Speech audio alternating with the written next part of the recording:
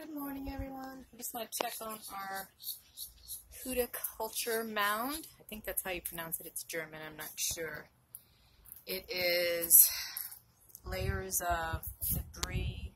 I think we have oaks and cuttings from the yard, black topsoil that we got ourselves like a couple of tons from the local,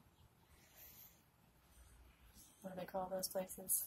Place where you buy plants? Anyways, we really didn't think this was going to make it with Irma because they were so little, but this is the west side of the house, so it really didn't get too much damage, and they're doing so beautifully. Nothing usually gets to grow here. And on top of this is straw, and I'm forgetting the name. I apologize. It has an ocean to it. It's some hay. It's like $10 a barrel. That's what they say that most people use for when they do it in gardening, and it actually works great. We usually use we usually use the wood chips, but this thing seems to, it doesn't float away. It keeps the moisture in, and we've had torrential downpours for the last couple days.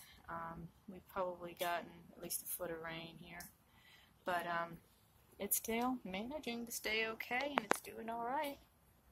So that's that. Let me show you what else we got going on. Our corn is blooming. If I can reach it, I can't see that. Look at that. Again, we didn't think these things were going to make it. Look at that. We have flowers on the squash. Can't believe it. And this is really a high traffic area because the chihuahuas crawl in here. Usually we have so many lizards. We have iguanas that normally eat the blooms. They haven't noticed it yet. And we have all these other types of lizards around here. Yeah. This one here hasn't gone yet, but it was laying flat from the storm. But it's managing to stay up. Not sure what that is. Could be a weed. This is really my husband's baby. These are beans. You can see they're growing. We're trying to do it cross with the hugelkultur and the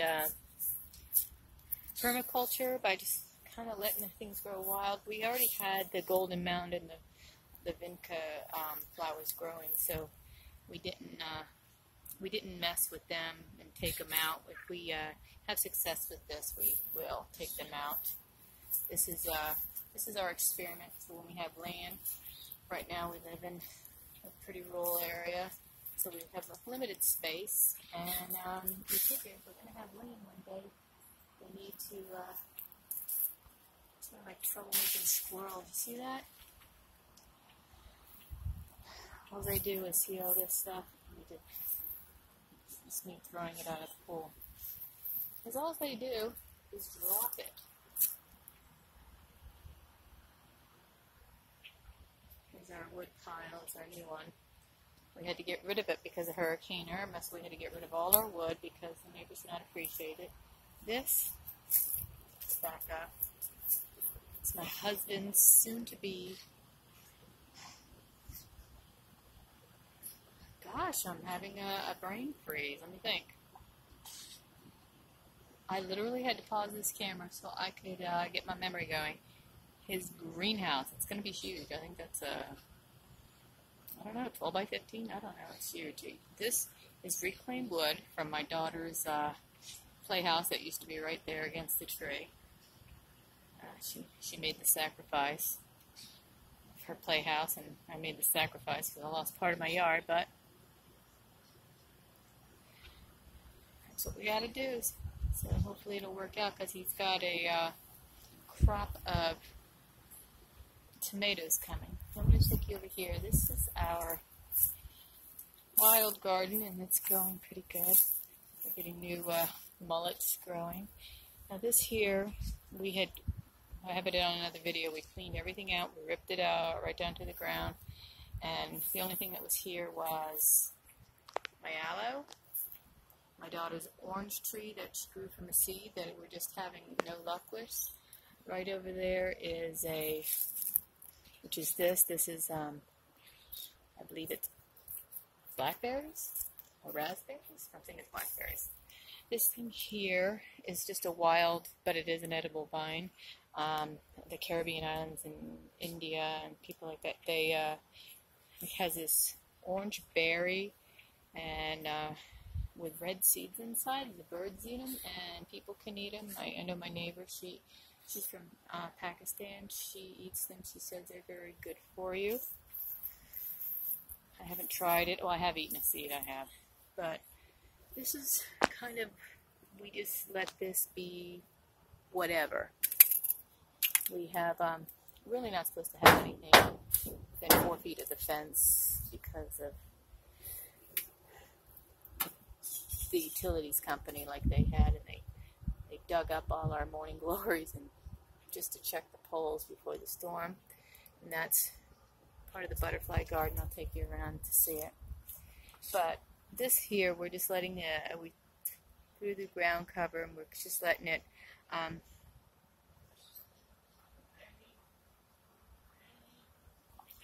sorry, I thought I was being called. Actually, we're just letting it naturally decompose, and we'll just let that go over. And this has been, you had beautiful sunflower seeds. All we did, we took a whole bag of bird seed, just threw it out here, and the bees love it. We let these weeds grow because, like I said, the bees love it, and we will clean it up again and let it, and replant it when it's time, but it seems like everything is just coming up again, so that's pretty good. So they must like it there. But anyways, we're doing that because the soil back here was really bad and nothing can grow.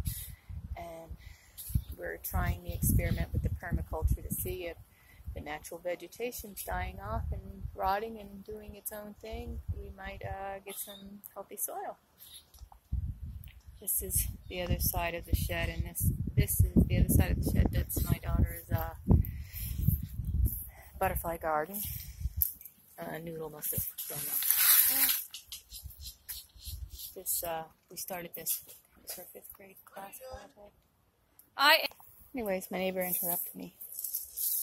So that's what we're doing here. This here is pond apple. It's got another name. Alligator apple. I forgot the science name.